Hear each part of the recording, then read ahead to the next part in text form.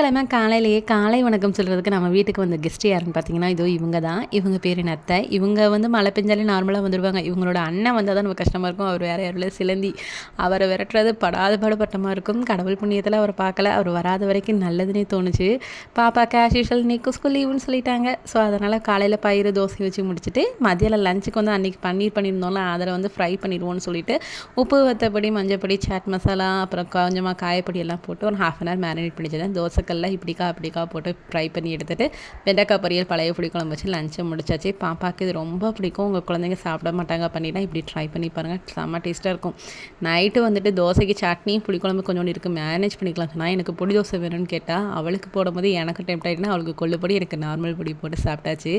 அப்படியே நைட்டு வந்து சுண்டல் எல்லாத்தையும் ஊற வச்சுட்டு ஃபேஸ்புக் பார்க்குறதா இப்போது என்னுடைய தலையாய கடமையாக இருக்குது. 9 மணிக்கு மேலே ஏதாவது லீவ் போட்டிருக்காங்கன்னு பார்த்தா அதே மாதிரி நாளைக்கு லீவு நோட்டிஃபிகேஷன் போட்டிருந்தாங்க. அப்படியே நம்ம ஊர் நடப்பையும் பார்த்துட்டு தூங்கியாச்சு.